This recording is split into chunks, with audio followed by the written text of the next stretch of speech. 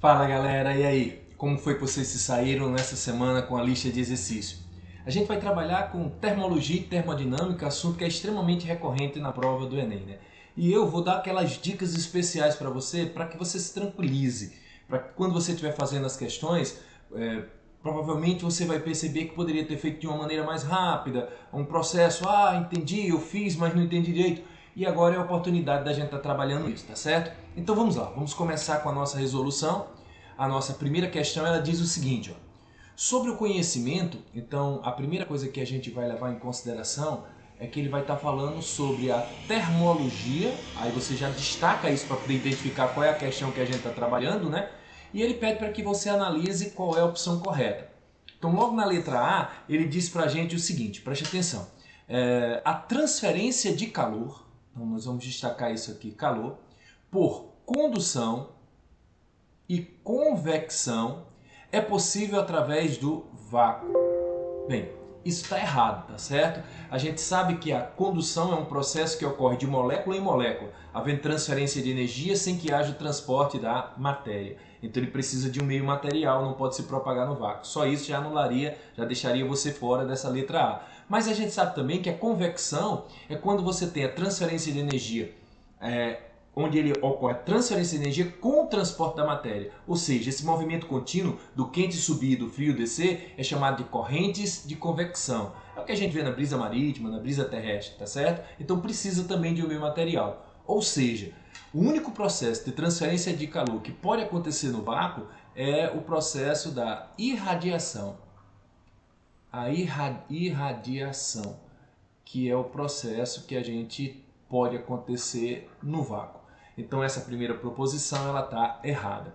A letra B diz assim, ó, quando uma pessoa toca com o dedo em um bloco de gelo, o frio flui. Peraí, aqui já encontramos o erro da parada. Não é o frio que flui. O calor ele sai da pessoa para o meio. Então é o calor que se transfere e não o frio, né? Então nesse caso essa propagação do frio fluindo está errado. A gente sabe que para efeito de prova, né, a pessoa perde calor para o gelo, ok? Então está errado a letra B. Letra C.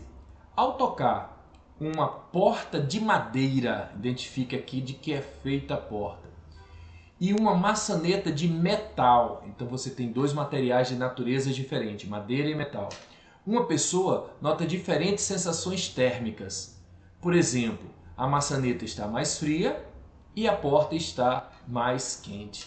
Então, se você prestar bem atenção, essa proposição está corretíssima. Materiais de natureza diferente apresentam uma coisa chamada de condutibilidade térmica. A condutibilidade térmica é exatamente a facilidade que tem de passar calor da pessoa para o meio, tá certo? Nesse caso aqui. Professor, como é que é essa história do fluxo de calor? O fluxo de calor é uma grandeza que depende da condutibilidade térmica, depende da área de contato, da variação de temperatura de um lado para o outro, para que tenha essa diferença de temperatura para que possa passar calor, lembrando, sempre do corpo de maior temperatura para o corpo de menor temperatura, tudo dividido pela espessura do material. Então esse K é o que determina a facilidade que o corpo tem de ganhar ou de perder energia. Quando você segura, por exemplo, no metal, sua mão perde calor mais fácil do que segurando na madeira. O K do metal é maior, a condutibilidade térmica é maior do que da madeira. Entendido isso? Então a nossa alternativa correta é a letra C.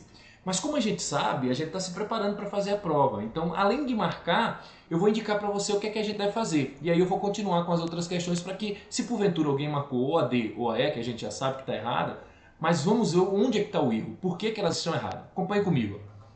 O calor que o corpo pode ganhar ou perder, capaz de mudar, então alterar, mudar o seu estado físico sem alterar sua temperatura, é chamado de calor sensível.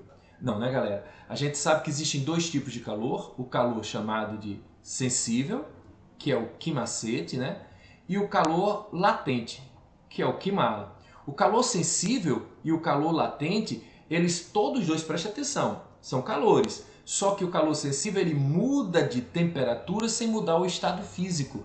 E aqui ele está dizendo que ele seria capaz de mudar o seu estado físico sem alterar a temperatura. E isso é a função do calor latente. Então Então, como ele diz calor sensível, a letra D está errado, seria calor latente, a proporção correta.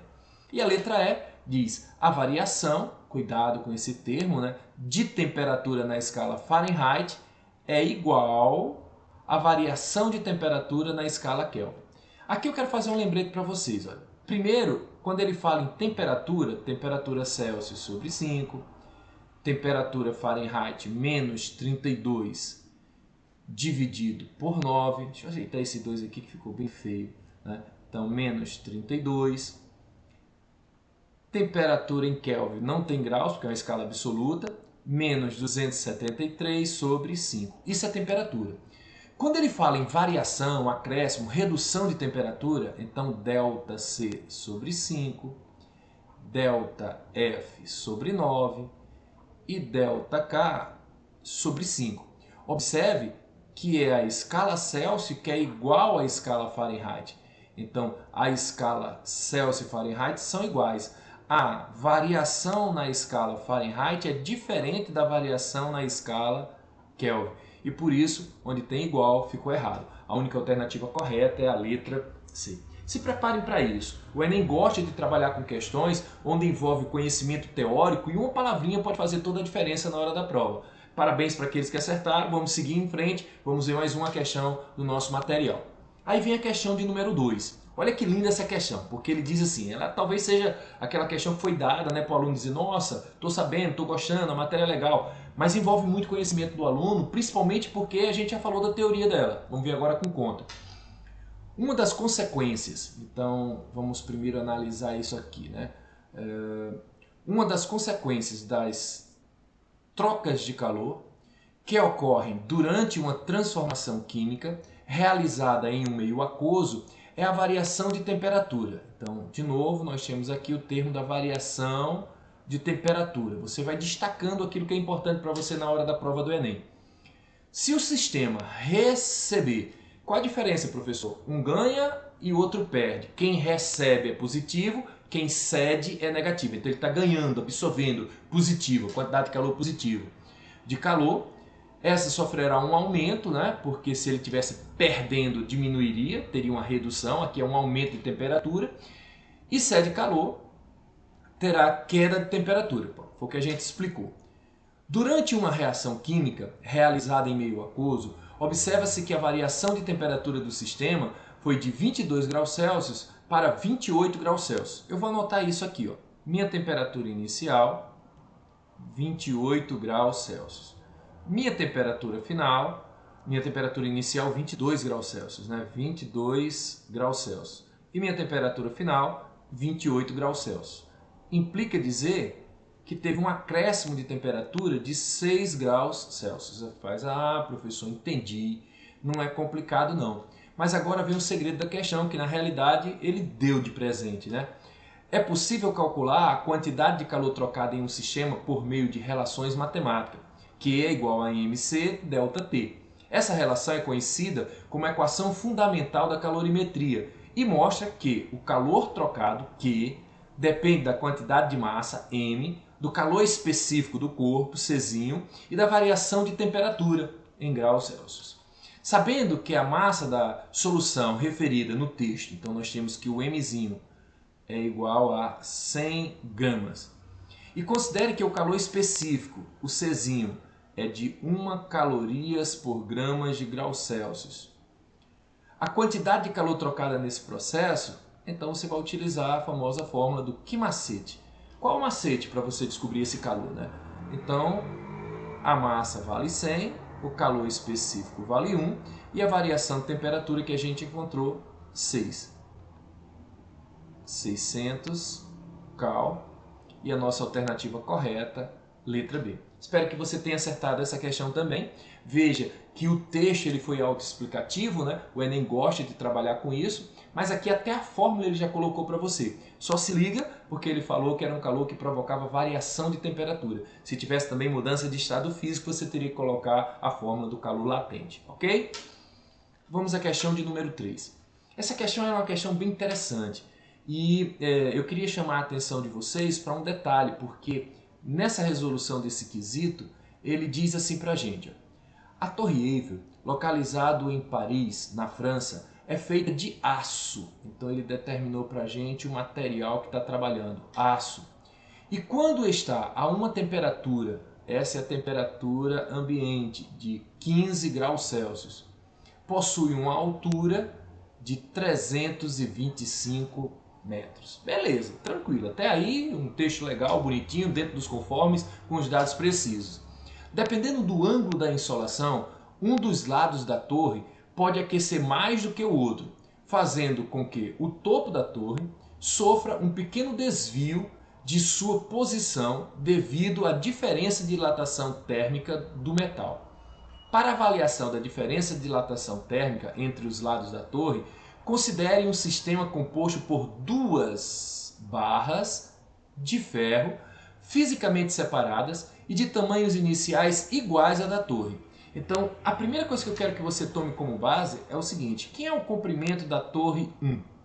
É igual ao comprimento da torre 2. E que vale quanto, professor? Igual ao tamanho da torre, que é de 325 metros. Isso quando a temperatura inicial for de 15 graus Celsius, tá ok? Então é essa condição que você está vendo aqui, é essa condição que você tem para a primeira e para a segunda torre, tá ok? De um lado e do outro. Aí ele continua e diz para a gente assim: com o aumento da temperatura ambiente, onde uma das barras é aquecida até 25 graus Celsius, então vamos dizer que o aumento de 1 foi para 25 graus Celsius. E o aumento da outra, já que a luz solar era recebida direto, foi aquecida até 55 graus Celsius. Sendo assim, ambas as barras sofrerão dilatação linear devido ao aquecimento. Perfeito.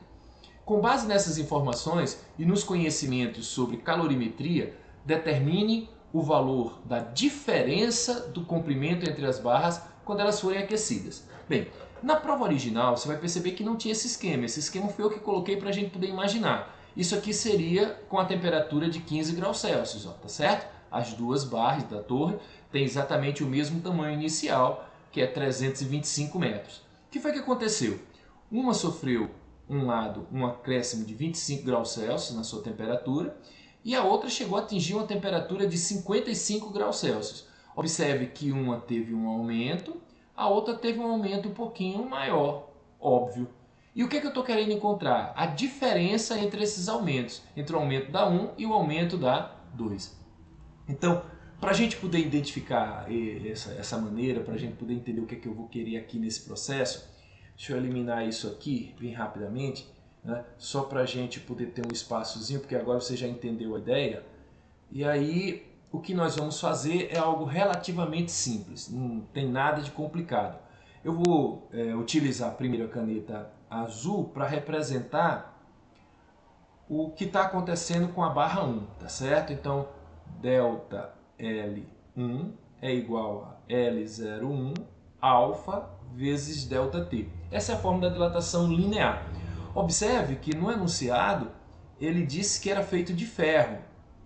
E aí ele coloca para a gente na figura quanto é que vale o coeficiente de dilatação linear do ferro. 1 vezes 10 a menos 5 graus Celsius negativo. Essa informação é extremamente preciosa, porque a gente vai poder fazer isso aqui, ó. Olha que linda. O comprimento inicial é de 325 metros, que é o tamanho da torre. O coeficiente 1 vezes 10 elevado a menos 5. E aí você vai perceber o seguinte, ó, ele quer a diferença de temperatura. Se eu cheguei em 25 menos 15, então eu teria uma variação de 10. E aí o meu delta L1 seria o equivalente a 3.250 vezes 10 a menos 5 metros. Ou você pode deixar assim se você quiser. Você volta 1, 2, 3, 4, 5,0. Observem, 5 casas após a vírgula. 1, 2, 3, 4, 5, por isso que tem o 10 a menos 5. Você faz, entendi, professor. Não foi tão complicado não. Mas observe agora, eu vou mudar a caneta, vou colocar em vermelho para poder chamar a atenção de vocês e vou fazer o meu delta L2. Para poder fazer esse ΔL2, eu vou dizer que ele é o comprimento inicial de 2, alfa, que é feito de um mesmo material, e a variação de temperatura, que esse lado estava recebendo direto o calor sobre ele, tá certo? Então a dilatação sofrida no lado 2 é de 325 vezes 1 vezes 10 elevado a menos 5. E você vai perceber que a variação de temperatura, quando você pega 55 menos 15, vai dar 40 fechadinho. Aí você faz, que legal, professor. E aí é uma continha bem básica, bem fácil de você trabalhar. Você coloca o zero, beleza. 4 vezes 5, 20 a 2. 8 e 2, 10 a 1. 12 e 1, 13. Vezes 10 a menos 5. De maneira análoga, nós vamos fazer a mesma coisa aqui. Ó. A gente subentende que a vírgula está após o último zero e anda 1, 2, 3, 4, 5. Então vai ficar 0,13, né? Os outros zeros aqui não interessa de nada, colocando ou não, não vai fazer diferença. Então você teria que a dilatação sofrida do lado da Torre Eiffel, que teve incidência direta do Sol, é de 0,13 metros. E daqui estava, do lado oposto do Sol, ela se dilatou um pouquinho menos do que isso. Mas não é isso que ele está querendo na questão. Então vamos à resolução desse quesito, vamos ver como é que seria para a gente poder fazer a resolução dessa questão. Vamos lá. O que eu quero é a diferença, que eu vou chamar essa diferença de x, tá certo? Vamos chamar isso aqui de x, para ser a diferença entre o lado que se dilatou mais, que é o ΔL2, menos o que se dilatou menos. Você percebeu como é fácil de pensar assim? Então, a diferença, o x, vai ser dado por 0,13 menos 0,00325. Fazendo essa continha, ou seja, colocando zero embaixo de zero, bem direitinho, você vai chegar em 0,0975. Isso metros. Mas aí você vai olhar para todas as alternativas e vai perceber que estão em centímetros.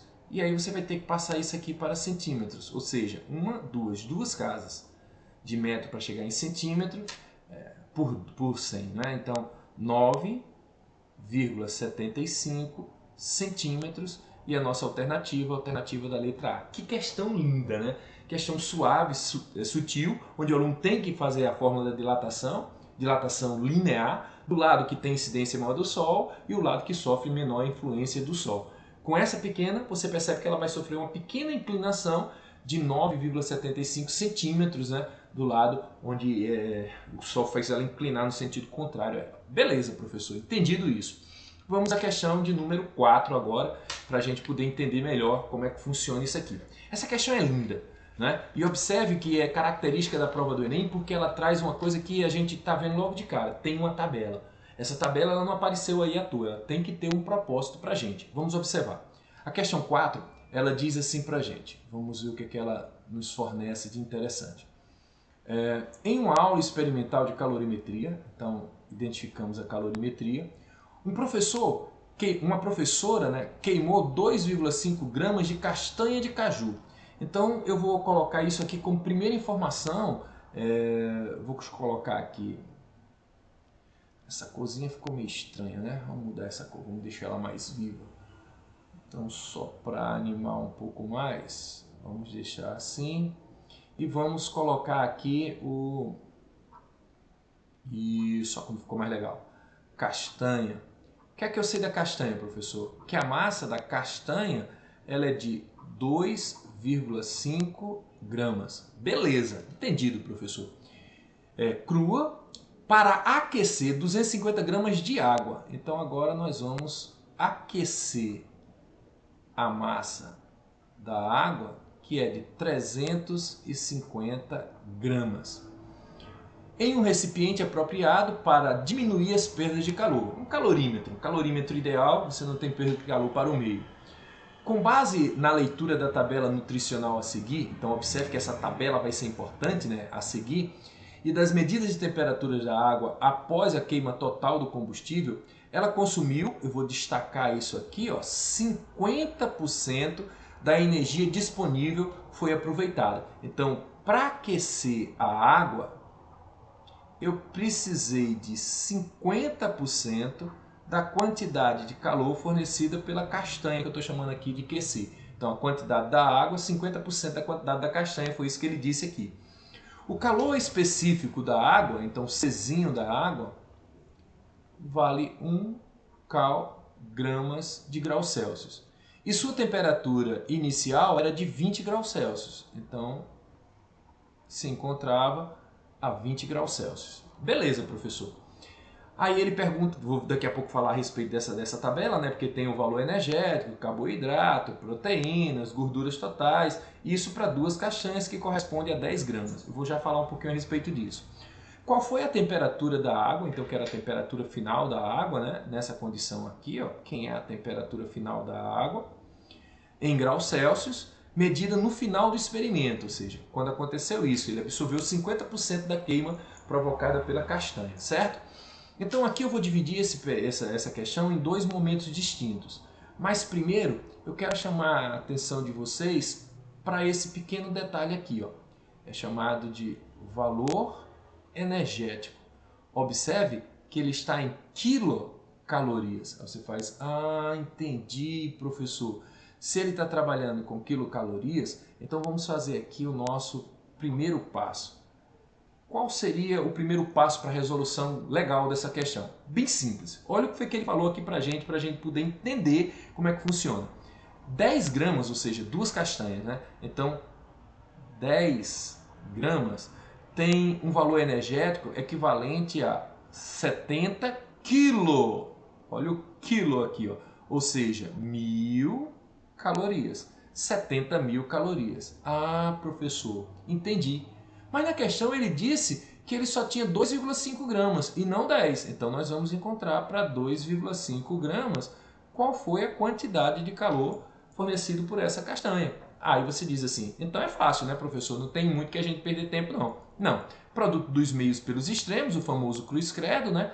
Então 10 vezes QC é igual a 2,5 que multiplica 70.000. Veja, eu vou poder simplificar um zero com um zero. Vou poder simplificar a vírgula que está aqui, ó, com mais um zero. Né? Se eu só melhorar essa cor aqui. Então vai ser essa vírgula com esse zero. E aí nós podemos ter a nossa quantidade... Opa!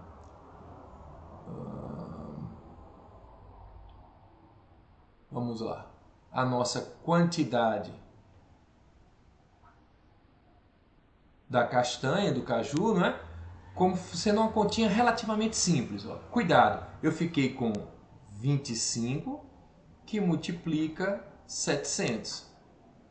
Eu vou colocar os 2 zeros. 7 vezes 5, 35 a 3, 14. 17 para a gente poder trabalhar aqui, ficaria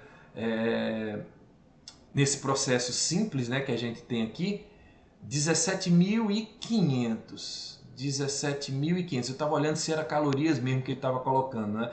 Calorias. Então não vai ser preciso transformar para joules, não. Estava observando se era calorias. Então, sem precisar perder tempo, você encontrou facilmente aí o que ele provocou na primeira. Como ele quer em calorias mesmo, então não tem necessidade de transformar. Beleza, professor. Então vamos aqui para o nosso segundo passo. E nesse segundo passo, a gente vai utilizar a informação, olha o que foi que ele disse para a gente, ó, que a quantidade de água, de calor que a água recebe, representa 50% da quantidade que a castanha do caju fornece, que agora a gente já sabe. Como a água está provocando uma variação de temperatura, então a gente vai utilizar aquela formulazinha do que macete. E esse 50%, né? 50% de 17.500. 17.500. Olha como é legal. Preste atenção no que eu vou fazer aqui. Ó. Eu vou simplificar, eu vou cortar esses 2 zeros de cima com os 2 zeros de baixo, só para a gente ganhar tempo, né? E vamos fazer essa continha agora de uma maneira bem simples, bem fácil, onde a massa que ele forneceu para a gente foi de 350, o calor específico da água vale 1, a temperatura final é o que eu quero e a temperatura inicial é de 20. Ah, entendi, professor. Observe que eu tenho uma multiplicação para fazer aqui, ó, 50 vezes 175. Então, vou colocar aqui o zero, né, de uma maneira bem fácil. 5 vezes 5, 25 a 2. 25, 7, 8. Então, 8.750. Observe que, para a gente poder fazer isso aqui, ó, o 350 vezes 1, ele vai passar para o outro lado dividindo, então vai ficar T menos 20. 8.750 dividido por 350, você pode cortar um zero para poder facilitar a nossa vida, né? E aqui ficou T menos 20, 875 dividido por 35 vai dar igual a 25. O 20 que está negativo passa para o outro lado positivo. Muito fácil, professor, muito legal. E aí você tem 45 graus Celsius, que é a alternativa da letra C. Peraí, vamos só pensar aqui um pouquinho o que foi que nós fizemos nessa questão, porque ela não é tão complicada, né? Esse monstro todo não. Observe, nós pegamos a castanha e descobrimos quantas calorias elas forneciam para poder aquecer a água. Com a quantidade de castanha que a gente descobriu pela tabela, pelo seu valor energético, a gente chegou exatamente no 2,5 gramas para poder descobrir 17.500 calorias, que essa quantidade foi colocada 50% dela para aquecer a água. E aí nós chegamos à temperatura de 45 graus Celsius, alternativa correta, letra C. Uma questão também muito legal, muito bem feita, muito bem elaborada. Vamos passar adiante, vamos para mais uma questão. Outra questão que envolve tabela. Essa aqui vai dar um pouquinho mais de trabalho para a gente, mas não é difícil, ela só vai ser um pouquinho maior para a gente poder chegar ao resultado. Mas vamos fazer de uma maneira bem simples aqui para a gente poder entender como funciona essa questão a nível de prova, tá certo? Então nós vamos começar colocando aqui. Um escritório de patentes analisa as afirmativas de um inventor que deseja obter os direitos sobre 3 máquinas térmicas reais que trabalham em ciclos termodinâmicos. Os dados sobre o calor rejeitado e a fonte fria e o trabalho produzido pela máquina térmica, ambos expressos em joules, encontram-se na tabela abaixo. Então veja, você tem a máquina A, a máquina B, a máquina C. O calor rejeitado, que a gente chama isso aqui de fonte fria, é o QF. O trabalho, não é? E nós vamos precisar encontrar quem é a fonte quente, né? A fonte quente, ou Q1, como você queira chamar. Só não esqueça de um detalhezinho que é clássico, que eu queria que vocês observassem bem direitinho. Quando a gente trabalha com termodinâmica, máquinas térmicas, o trabalho é igual à quantidade da fonte quente menos o da fonte fria. Isso quer dizer o quê, professor? Que o calor produzido pela máquina, ele recebe de uma fonte e o restante ele rejeita, ele joga para o meio. Então você pode dizer sem medo que essa quantidade de calor vai ser a soma da fonte fria mais o trabalho. Se você pegar fonte fria mais o trabalho, vai dar a quantidade da fonte quente, tá certo? Somando o que ele rejeitou mais o que ele aproveitou para realizar trabalho, dá a fonte quente. Se você lembrar daquela tradicional que é a locomotiva, né? Você coloca o carvão, a madeira na caldeira da locomotiva, do trem, e aí ele produz uma certa quantidade de trabalho que faz a locomotiva se movimentar. O restante é jogado para o meio em forma de poluição. Pronto, foi isso que nós explicamos aqui para vocês. Vou apagar isso aqui, porque agora você já sabe que se eu quiser encontrar a fonte quente, eu preciso somar o que foi rejeitado, fonte fria, mais o que foi utilizado por ele, que foi o trabalho mecânico, para poder dar exatamente quem é a minha fonte quente. Beleza? Mas vamos ver o que é que ele pede. As afirmativas do inventor são: afirmativa 1, o rendimento da máquina A e C são os mesmos para quaisquer temperatura da fonte quente e da fonte fria. Espera aí, vamos pensar isso aqui, tá certo? Eu vou colocar aqui assim, ó. Vamos pegar o rendimento da máquina A como sendo 1 menos a fonte fria dividido pela fonte quente. Vamos pensar assim, tá certo? Então esse vai ser o meu rendimento para a máquina A. Lembre-se, frio em cima, quente embaixo para poder a máquina funcionar direito. Só que na questão, olha que lindo, preste atenção. A fonte fria ele deu 40. Muito bom, professor. Mas quem é a fonte quente? A fonte quente é a soma. Então 40 mais 60, você teria 100. Ah, entendi, professor. E aí você vai perceber que o rendimento da máquina A ficou 1 menos 0,4 e o seu rendimento foi igual a 0,6, que é a mesma coisa que 60%, tá ok? De maneira análoga, a gente vai fazer agora com a máquina B. Nós vamos trabalhar agora o rendimento da máquina B. E para trabalhar o rendimento, a mesma coisa, fonte quente dividido pela fonte fria em cima, né? Quente embaixo. Para a gente poder entender como é que ficaria esse processo, o frio vale 15, tá aqui, ó, que beleza. E o quente é a soma dos dois. Se você pegar 15 mais 30, vai dar 45. Que massa, doido. Então você teria que o rendimento da máquina B seria 1 menos 0,3333, né? Vamos colocar 0,33, que isso aqui daria um valor de 0,67%. E para finalizar, nós vamos fazer agora da máquina C, para ver se a primeira proposição que ele colocou para a gente está correta. Frio em cima, quente embaixo, rendimento seria 1, o da fonte fria 8, que beleza, dividido pela soma, que vai dar 20. E aí o nosso rendimento seria 1, dá 0,4, né? E automaticamente esse rendimento seria 0,6. Bem, vamos prestar atenção aqui num detalhe. O rendimento da máquina A e o rendimento da máquina C. Então, o rendimento da máquina A e da máquina C para qualquer temperatura, da fonte quente e fonte fria. Então, esse rendimento são os mesmos? São sim. Então essa primeira afirmativa eu vou dizer que ela está verdadeira, tá certo? A gente já conseguiu provar isso daí que ela é verdadeira. Aí na segunda afirmativa desse inventor, ele disse assim: as máquinas A, B e C obedecem à segunda lei da termodinâmica. Calma. Para a gente poder saber se elas obedecem à segunda lei da termodinâmica, nós vamos fazer isso aqui, ó. Nós vamos pegar o que a gente chama de máquina térmica. E para poder calcular a máquina térmica, olha que informação preciosa ele dá aqui para a gente embaixo. Preste atenção.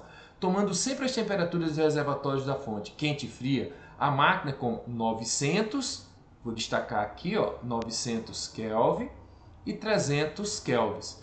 E aí a gente pode calcular o que a gente chama de rendimento de uma máquina de Carnot. O rendimento da máquina de Carnot funciona sobre fontes de temperatura fria dividido pela temperatura quente. O rendimento da máquina de Carnot ficaria então 1 sobre o frio em cima, que é 300, e embaixo 900. Então esse rendimento da máquina de Carnot daria 1. Se você pegar 300 e dividir por 900, vai dar 0,3333.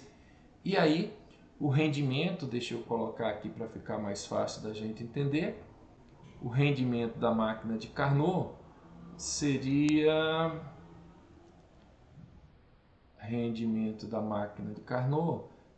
de 0,67, né? 0,67. Professor, pelos estudos, pelo conhecimento que a gente fez aqui, esse rendimento da máquina 0,67 quer dizer o quê? Que para poder obedecer à segunda lei da termodinâmica, nenhuma máquina que opera em ciclo pode ter um rendimento superior ou igual ao de uma máquina térmica. Toda máquina térmica, preste atenção, tem que ter um rendimento inferior ao de uma máquina de Carnot. Ficou bem claro isso? Pela segunda lei da termodinâmica, nenhuma máquina que opere em ciclo deve ter um rendimento superior ou igual à da máquina de Carnot. Aí você olha para cá. 0,6 para a máquina A obedece à primeira lei da termodinâmica porque é menor do que 0,67. Opa! 0,67 igual, então está contrariando a segunda lei da termodinâmica. E essa segunda afirmativa, ela ficaria falsa porque o B não obedece à segunda lei da termodinâmica, já que vai ter uma máquina térmica com o mesmo rendimento de uma máquina de Carnot, e isso contraria a segunda lei da termodinâmica, tá certo? O rendimento da C está correto, né? Porque é inferior, então obedece à segunda lei. Aí você faz, entendido, professor? Bem fácil, nada de complicado, foi relativamente simples, tá aí, né? Mas ainda falta uma afirmativa 3. Olha o que é que ele diz aqui pra gente nessa afirmativa 3, tá certo? Se o calor rejeitado, então é a fonte fria, se o calor rejeitado, lembre disso, ó, rejeitado, nas três situações acima for dobrado, aí você faz, como assim, professor? Em vez de você pegar esse valor que ele colocou aqui de 40, você vai pegar de 80. Em vez de pegar de 15, você vai pegar 30. Em vez de 8, 16. Ah, ele só fez dobrar o valor de cada uma. Foi. Se você dobra o valor de cada uma, então esse novo calor, o calor quente que você vai ter agora, vai ser 140, porque você vai pegar 80 mais 60, 30 mais 30 vai dar 60, e 16 mais 12 vai dar 28. Esses seriam os novos valores, tá certo? Aí você faz, ah, professor, entendi.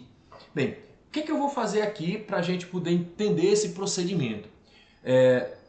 Vou apagar esse processo, vou apagar isso aqui porque a gente já respondeu na primeira afirmativa e na segunda, mas para não perder muita coisa, olha só o que é que eu vou fazer, só para que você entenda. Eu vou apagar isso e isso. Aí você faz, ah, professor, o senhor é malandro, né? O senhor está fazendo aqui as contas para poder ganhar tempo. Para poder ganhar tempo, eu fiz isso aqui, ó.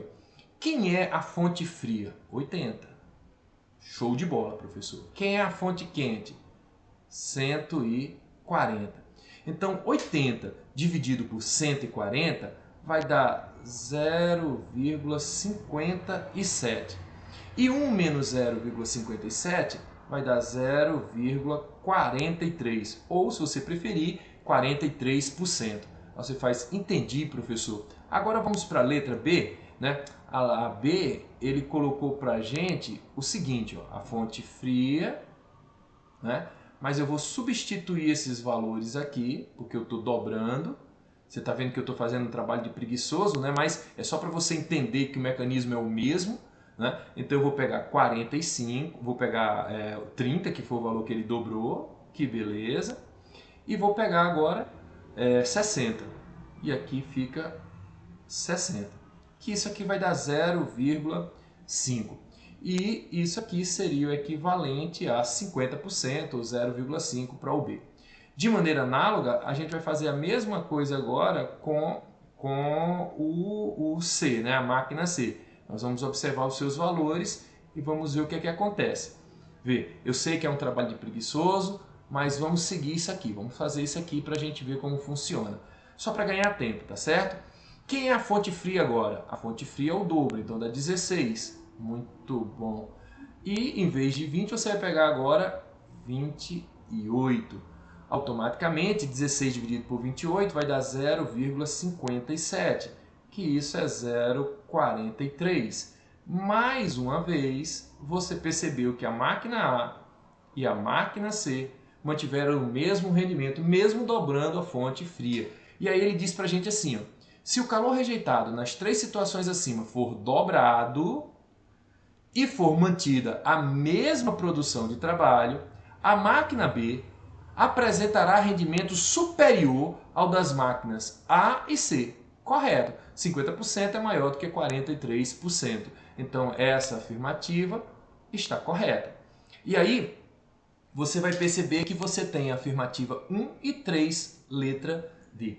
Vê, apesar de ser uma questão grande, mas ele envolve um conhecimento super básico. Eu coloquei essa questão com esse propósito, para que você fizesse essa continha e que você pudesse perceber que, quando ele disse em cima, que mesmo que você mude as fontes, as temperaturas, mas você vai continuar tendo rendimento de A igual ao rendimento de C. Está provado aqui, ó. Tá certo? A gente fez primeiro com um valor, depois dobrou esse valor e os rendimentos deram o mesmo. E provamos que com esse primeiro valor que está aqui, o rendimento de uma máquina B, ela tem um rendimento superior de uma máquina térmica. Já quando a gente dobrou, ele não ficou com o rendimento da máquina térmica. Nesse segundo caso, ele poderia funcionar facilmente. Mas como a pergunta é naquela situação inicial, então a afirmativa 2 ficaria falsa, ficaria errada. Tá ok? Ficou entendido isso daí? De boa? Uma questão muito legal. Espero que vocês tenham acertado, né? Para quem não acertou e se ficar com alguma dúvida, entre em contato comigo. Estou aqui para lhe ajudar. Vamos à questão de número 6. Uma questão muito legal também, porque essa questão de número 6 ele diz o seguinte para a gente. Olha que massa. Em um livro com diagramação antiga, era representado o esquema a seguir de trocas de calor entre dois corpos, A e B. Veja que ele está dizendo que está saindo de A para B e aí ele colocou como se não fosse possível.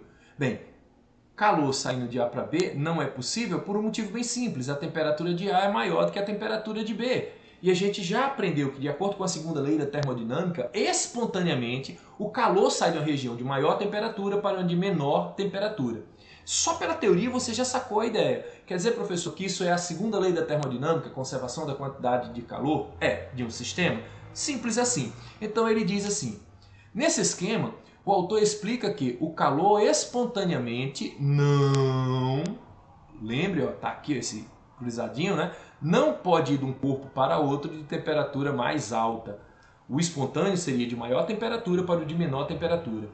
Essa afirmação está de acordo com, letra A, transformação adiabática? Não, você sabe que transformação adiabática é aquela que não permite troca de calor. Numa transformação adiabática, que é duas isotermas entre uma curva entre duas isotermas, quer dizer que não tem troca de calor. A primeira lei da termodinâmica? Não, a primeira lei da termodinâmica, a variação da energia interna é dada pela diferença entre a quantidade de calor trocado e o trabalho por ele realizado. E que a gente sabe que essa primeira lei da termodinâmica tem uma falha. Ele pensava que todo trabalho poderia ser convertido em calor, todo calor poderia ser convertido em trabalho. A gente sabe que isso não é verdade, de acordo com a segunda lei da termodinâmica. Alternativa correta, então, letra C. Só para a gente poder entender melhor, a letra D diz propagação do calor por convecção. Não, a gente já aprendeu que a convecção ocorre havendo ar quente sobe, ar frio desce. Esse movimento contínuo é chamado de correntes de convecção. Transferência de energia com o transporte da matéria. Não justifica o que ele está pedindo no enunciado. A experimentação de Joule-Thomson. Não, Joule-Thomson explicou como é que calculava a quantidade de calor de um corpo, né? E aí, nesse caso, a nossa alternativa correta é a letra C. Uma questão bem legal, bem fácil. Espero que vocês tenham gostado e acertado essa questão 6. Essa questão 7 é outra questão também interessante, porque vem gráficos. E toda vida que vem gráficos, a galera tem que ter um cuidado assim absurdo, porque é cobrado com muita intensidade isso na hora da prova, certo? Para a gente poder entender, a questão diz assim, ó, a figura representa uma transformação termodinâmica da mudança do estado inicial A, então você vai destacar isso aqui, ó, para o estado final B, de uma massa de gás ideal. Então está falando dos gases sob condições ideais, pressão, temperatura e volume, né, CNTP, pode ser feita pelo caminho 1 e pelo caminho 2. Observe que o caminho 1 ele vai de A para B, o caminho 2 também vai de A para B, só que estão com caminhos diferentes, o 1 e o 2, dá para você ver aí no gráfico perfeitinho, tá certo? Agora vem o seguinte, sim, lembrando de um detalhe, que a nossa pressão ela está dada em 10 elevado a 4 Pascal, que é a mesma coisa que Newton por metro quadrado. E o volume 10 a menos 1 metros cúbicos. Então cuidado na hora que você conformar aqui. Por exemplo, quem é a pressão no ponto A? 7 vezes 10 elevado a 4. Quem é o volume no ponto A? 2 vezes 10 a menos 1. Entendido, né? Bem, vamos ao que o quesito pede. Uma análise do gráfico associada ao conhecimento de termodinâmica permite concluir. Letra A. O que ele quer logo nessa letra A? A temperatura da massa do gás no estado A é maior, vamos destacar isso aqui, do que a temperatura no estado B. Então, em outras palavras, eu vou ter que saber se a temperatura de A é maior, menor ou igual do que a de B. É isso que eu tenho que fazer. E para isso eu vou utilizar a equação geral dos gases. PaVaTA é igual a PbVb TB. Vê como é fácil. Quem é a pressão no ponto A? Então você vai colocar aqui, ó, 7 vezes 10 elevado à quarta. Multiplicado pelo volume. O volume de A, 2 vezes 10 a menos 1. Não esqueça da potência, pelo amor de Deus. Tudo dividido pela temperatura de A, que nós vamos saber se é maior, menor ou igual à temperatura de B. A pressão de B é uma pressão que vale 4 vezes 10 a quarta. Multiplicado pelo volume. O volume de B é de 3,5 vezes 10 a menos 1, tudo dividido pela temperatura de B. Aí você faz, professor, e agora? O que é que eu devo fazer? Ora, de um lado você tem 10 a quarta, do outro lado você tem 10 a quarta. De um lado você tem 10 a menos 1, do outro lado você tem 10 a menos 1. Pode simplificar, fácil, fácil. Mas olha que coisa interessante. Ó. Você tem aqui 7 vezes 2. Aí você faz, entendi, professor. 7 vezes 2 dá 14. Temperatura de A. E aqui desse outro lado você tem 4 vezes 3,5, que dá 14. Temperatura de B. Ora, se 14 e 14 posso simplificar, então eu posso concluir que a temperatura de A é igual à temperatura de B. Muito legal. Então, olha como foi fácil da gente chegar aqui nesse resultado, como foi fácil da gente entender isso aqui.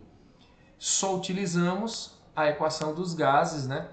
PA, VA, TA, PB, VB, TB. Pressão, volume, temperatura. Show de bola, professor. Então, não é maior, é igual. E isso fez com que a alternativa A ficasse errada. Vamos à letra B?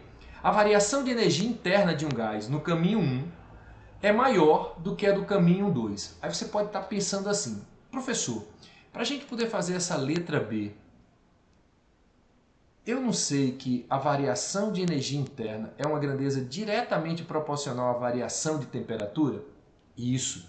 Energia interna de um gás é diretamente proporcional à agitação molecular em kelvins. Aí você faz, beleza. Se a temperatura de A é igual à temperatura de B, então não teve variação de temperatura. E se não tem variação de temperatura, então a variação de temperatura pelo caminho 1 vai ser igual à variação ΔU, né, de energia interna pelo caminho 2, que é igual a zero. Por que zero? Porque não teve variação de temperatura. A temperatura de A é igual a de B. Logo, eles são iguais a zero, não havendo variação. Então não tem uma maior ou menor. Elas são iguais a zero, não tem variação. E a letra B ficou errada, ficou falsa. Vamos analisar agora a letra C para ver o que é que ele pede para a gente na letra C.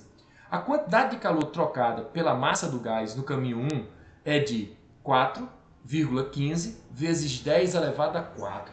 Aí você diz, espera aí, professor, como assim? Ó, vamos lembrar aqui da primeira lei da termodinâmica. ΔU é igual a Q menos o trabalho. Só que a gente já percebeu que essa transformação, que é uma transformação isotérmica, porque ela tem a temperatura de A igual à temperatura de B, o ΔU é nulo. E aí você pode concluir facilmente que o calor será igual ao trabalho termodinâmico. Professor, entendi. Então a minha quantidade de calor é igual ao trabalho? É. Como nesse caso ele quer o trabalho, o calor fornecido pelo caminho 1, então eu vou fazer assim para que a gente possa entender. Ó. O trabalho 1. Professor, e quem é o trabalho 1? Vamos lá, vamos entender aqui quem é o nosso trabalho 1. O nosso trabalho 1, ele vai ser essa região aqui, ó. Aí você faz, por que, professor? Porque a gente aprendeu que o trabalho em um gráfico de pressão vezes volume ele é numericamente igual à área formada pelo gráfico.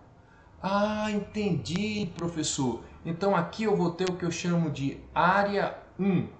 A minha área 1 é essa. Já que de A até esse ponto aqui, ó, o volume não muda, se o volume não muda, não tem trabalho, o trabalho só vai existir nesse trechozinho com uma expansão, um trabalho positivo.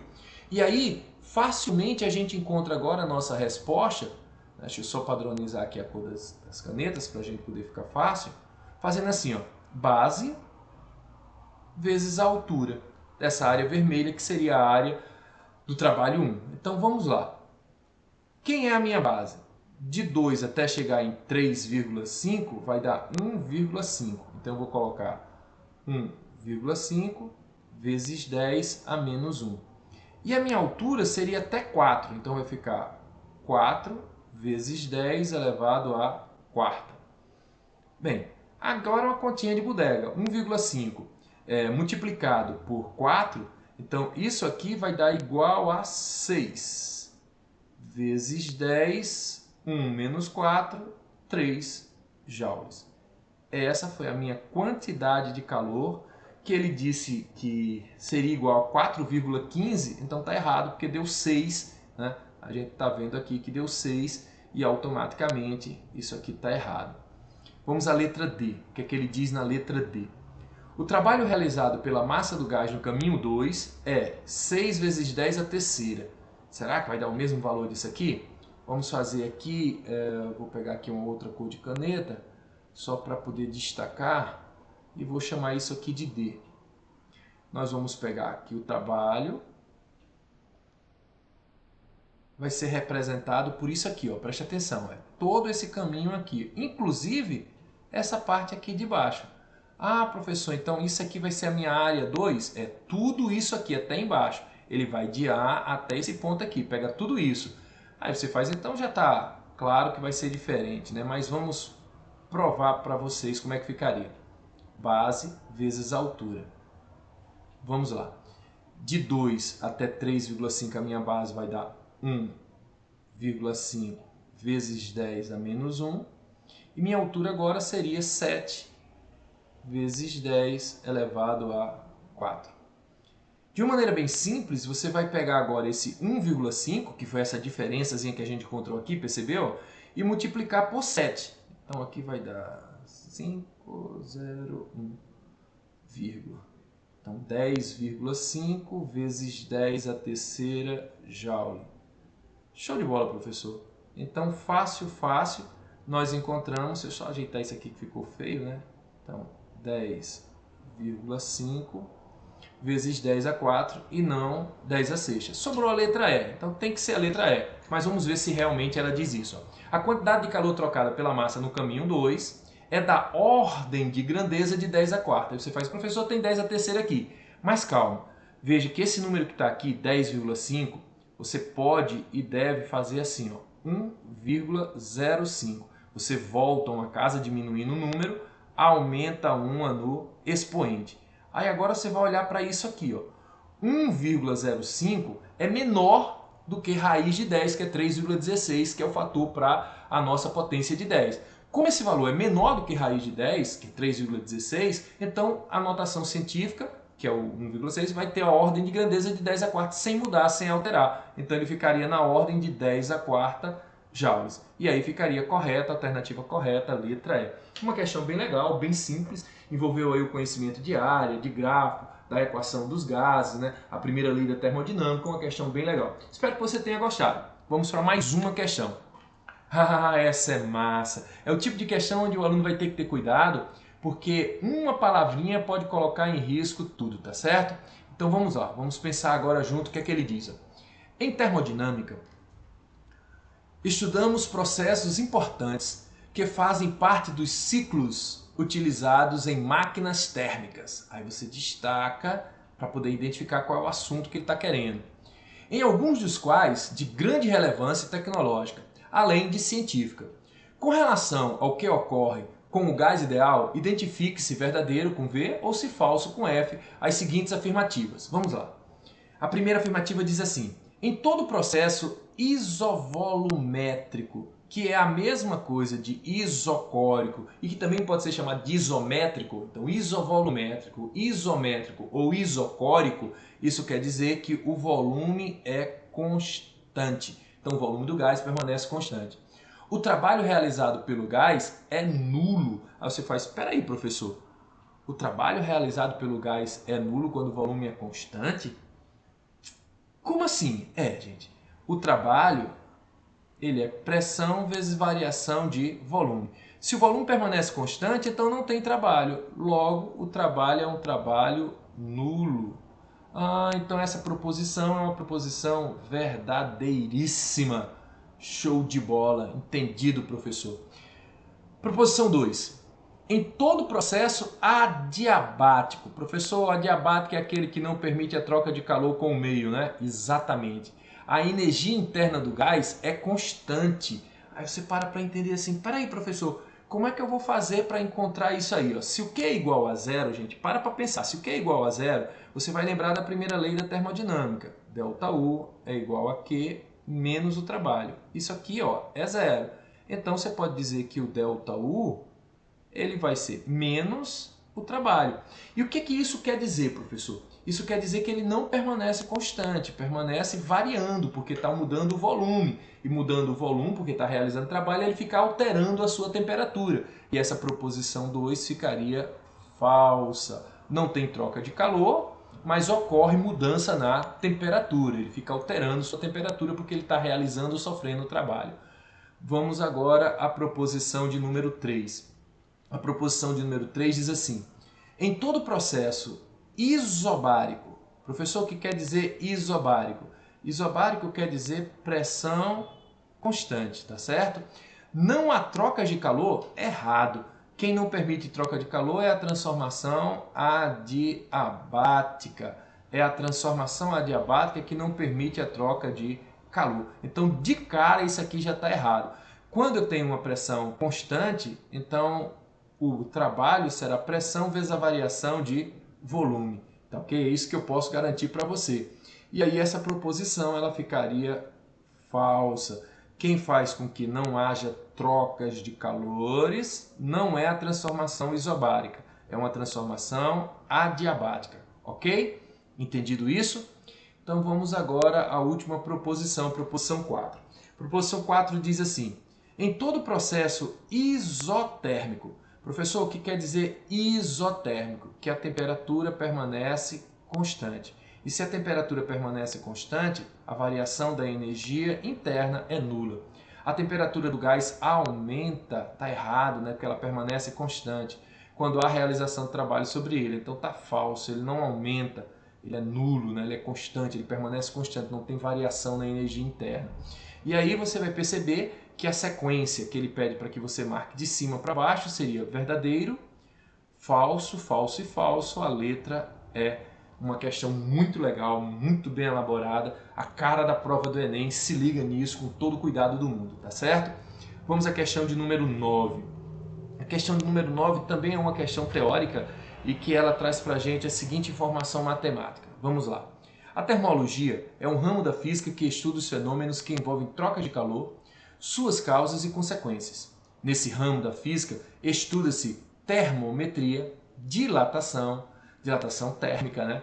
Calorimetria, estudo dos gases, termodinâmica e entre outras. Com base nos seus conhecimentos a respeito da termologia, marque a alternativa correta. Como sempre, a gente vai ter apenas uma proposição correta. Então vamos analisar o que é que diz a letra A logo de cara para a gente poder entender. Diz assim: a dilatação térmica é consequência do aumento de número de partículas. Opa. Perceba que a dilatação não tem nada a ver com a quantidade de partículas. Se você tem uma molécula, por exemplo, e essa molécula está agitada, vibrando muito, a temperatura dela é alta, vai provocar uma dilatação, ela vai ocupar um espaço maior. Não pelo número de moléculas. Então, se isso aqui está dizendo que é o número de moléculas, está errado, porque na realidade é a agitação térmica que faz com que você tenha a dilatação térmica, é a agitação para poder aquecer. Se fosse para resfriar, era contração térmica. E aqui ele está agitando, vibrando mais. E não depende do número de moléculas. Pode ser uma, pode ser 1 milhão de moléculas. Não vai fazer diferença. O que determina é o grau de agitação molecular desse corpo, ou seja, a temperatura com que ele está vibrando. Então, a letra A está errada. Letra B. A letra B diz assim: a máquina de Carnot. Então, lembre-se que a máquina de Carnot, se eu só colocar aqui antes da gente ler, a máquina de Carnot é aquela que funciona sobre fontes de temperatura, tá certo? E para que funcione sobre fonte de temperatura, é que ele tem um maior rendimento. Então, o rendimento de uma máquina de Carnot é maior do que o rendimento de uma máquina térmica. Você tem que lembrar disso para poder entender a primeira lei da termodinâmica, ok? Aí ele diz assim: a máquina de Carnot é uma máquina térmica ideal, cujo ciclo é composto por duas isotermas e 2 adiabáticas. Antes de continuar, deixa eu fazer aqui um gráficozinho só para a gente poder entender como é que funciona isso. Vamos colocar aqui um gráfico pressão em função do volume. Vou mudar a cor da caneta para poder fazer uma coisa bem simples aqui para vocês. Ó. Vamos imaginar aqui uma isoterma, outra isoterma. Então vamos chamar de isoterma 1 e isoterma 2, ou seja, mesma temperatura. E agora vamos colocar isso aqui. Opa, sumiu aqui, só um minutinho. Então vamos colocar aqui. Ó. E vamos fazer isso aqui para a gente poder entender. Olha que legal. Pá, pá. Aí você faz, como assim, professor? Olha só. Tem 2 adiabáticas entre 2 isotermas. 2 adiabáticas entre 2 isotermas.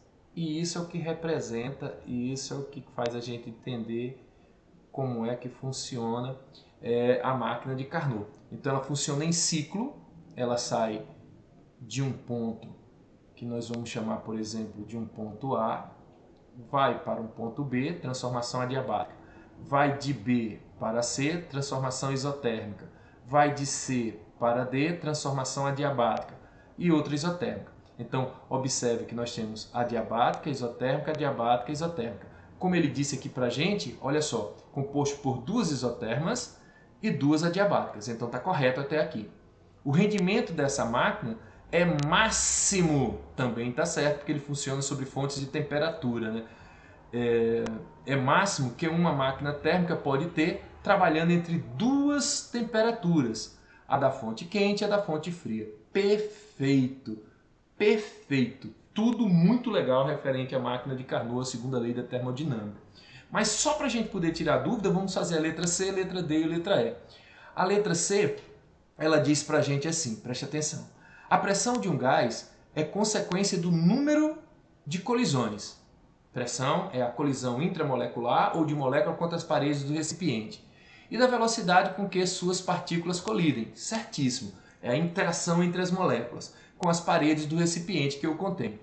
E nunca, então toda vida que aparecer nunca, sempre, necessariamente, você destaque, porque isso aqui pode fazer com que torne correto ou totalmente errado, né? Nunca pode permanecer constante durante um certo intervalo de tempo. Bem, isso está errado, tá certo? Porque você tem o que a gente chama de transformação isobárica. E numa transformação isobárica, a pressão permanece constante durante um certo intervalo de tempo, tá certo? E isso não quer dizer que não está tendo colisões, isso não quer dizer que não tenha choque de moléculas contra molécula contra a parede do recipiente. Então a palavrinha nunca fez com que ficasse errado, porque pode sim, desde que a transformação seja uma transformação isocórica, tá ok? Ou isobárica, né? Na transformação isobárica. A letra D diz assim: o calor é a energia em trânsito que um corpo pode armazenar e ceder a outro corpo que está a uma temperatura menor. Não, ele sai de uma temperatura menor para uma temperatura maior. É o contrário, né? Ele cede calor de um corpo, então cuidado que calor é uma energia em trânsito, que um corpo pode armazenar. Nunca ela está em trânsito, ela se transfere, ela não armazena. Se armazenar, ela passa a ser temperatura. Aí você faz, entendi, professor. Quem fica contido dentro do corpo é a temperatura? O calor ele é transferido de um corpo de maior temperatura para o de menor temperatura. Então veja que ele falou bonitinho. O erro está porque ela não está armazenada, ela não fica contida, ela não fica presa dentro do corpo. Lembre-se, calor é uma forma de energia em trânsito, ele sai de uma região para outra, espontaneamente do corpo de maior temperatura para o corpo de menor temperatura. Então o erro está na palavrinha armazenado. Quem fica armazenado, quem fica contido é a temperatura. Temperatura que fica dentro do corpo. É o grau de agitação de um corpo, tá certo? Já calor é energia em trânsito, que se transfere, que sai de uma região para outra. E com isso a letra D também fica errada. A letra E diz assim: um gás ideal é aquele que permanece no estado gasoso, independente da pressão e temperatura na qual está submetido. Um gás real pode se comportar como um gás ideal quando está submetido a altas temperaturas e altas pressões? Não, não, não. Para que a gente tenha um gás comportando como um gás ideal, ele tem que apresentar altas temperaturas e baixa pressão, tá certo? Alta temperatura e baixa pressão. E aqui ele está dizendo altas temperaturas e pressões. A pressão é baixa, não é alta. E fez com isso ficasse errada. A única alternativa correta, a letra B. Outra questão maravilhosa, certo? E para a gente concluir, que eu espero que vocês tenham gostado até agora, né? Só lembrando que indique para o seu amigo, se você está gostando dessa ideia de fazer uma revisão na véspera da prova, né, nessa semana que antecede a prova do Enem, então indique para o seu amigo, ó, tem um material legal ali, é só você se inscrever que você tem acesso ao material. E aí você acompanha todo esse processo comigo e vai tirando as dúvidas na medida que você tem aqui comigo, tá certo, galera? Deixe o seu joinha, deixe o seu comentário, que ajuda muita gente a continuar com esse trabalho com vocês. Mas vamos à questão de número 10, que diz o seguinte, preste atenção. Para responder a questão número 10, nós vamos precisar fazer o seguinte. Como consequência da busca cada vez maior pelo uso de energias renováveis, então veja que está em moda, né? Energias renováveis, tem um aumento da utilização de energia solar para geração de energia elétrica e para aquecimento de água nas residências brasileiras. Então esse texto inicial foi só para a gente sacar do que se trabalhava. A todo momento, o Sol emite grandes quantidades de energia para o espaço e uma pequena parte dessa energia atinge a Terra. Imagina, é uma pequena parte, nós estamos vivendo essa temperatura beleza, né? A quantidade de energia solar recebida a cada unidade de tempo por uma área varia de acordo com o ângulo de inclinação dos raios solares em relação à superfície. Então, um texto autoexplicativo, muito legal. Essa grandeza física é chamada de potência solar. Então você já sacou que toda vida que eu precisar da potência solar, eu vou utilizar sempre uma área em metros quadrados que está sendo incidido o Sol. Simples assim, tá certo? Então potência dividido pela área vai ser essa grandeza que a gente está se referindo aqui. Mas vamos lá. Ele diz assim para a gente agora, para ficar mais fácil da gente trabalhar. Considere que em determinada região do Brasil a potência solar vale. Então nós vamos colocar como primeira informação matemática que a potência solar, PS, é de 200 watts, ou watt, como você queira chamar, né? Vamos chamar de watts, né? O cara tem um nome tão bonito, a gente chama de watt, né? É o watts, então 200 watts por metro quadrado. E que uma placa solar para aquecimento da água tem uma área útil de 10 metros quadrados. Considere que todo o calor absorvido pela placa é convertido em aquecimento da água e que o fluxo da água faz com que ele tenha 5 litros, que é a mesma coisa de 5.000 gramas a cada 1 minuto. Então, durante o intervalo de tempo de 1 minuto, que você já sabe que é a mesma coisa que 60 segundos, tá certo? Então, nesse intervalo de tempo de 1 minuto, 60 segundos, adotando que o calor específico da água é de 4 joules. Professor, por que joules? Porque ele está trabalhando com watts, com metro quadrado, que são unidades oficiais, né? Joules. Gramas, porque ele deu a massa em gramas, e a temperatura dada em graus Celsius. Então não vai ser preciso converter nada, a não ser o tempo que eu passei de minuto para segundo.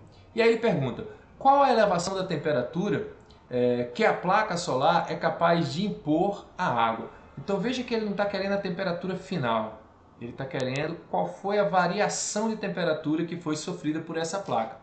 Para a gente poder fazer essa questão, eu vou dividir em 2 momentos específicos. Por exemplo, no primeiro passo, né, na primeira maneira de pensar, eu vou chamar aqui de primeiro passo, eu vou utilizar essa ideia que ele falou do aquecimento solar. Só que eu vou fazer assim, ó, olha como é simples, vê se você vai me entender como é que eu vou desenvolver esse processo. Quem é essa potência solar? Ele disse que foi de 200 watts por metro quadrado. Só que ele tinha uma placa de 10 metros quadrados para poder aquecer essa água. Ora, então, o que eu vou fazer aqui? Ó? Metros quadrados com metros quadrados eu corto e 200 vezes 10 vai me proporcionar uma potência solar de 2.000 watts. Essa é a minha potência solar. Você faz, entendido, professor, que legal, foi bem fácil de fazer isso. Mas aí você vai perceber uma outra característica, o segundo passo.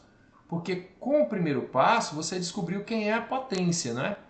E agora você vai ter que saber que quando a gente trabalha com a física, a potência é a quantidade de calor dividido pelo tempo.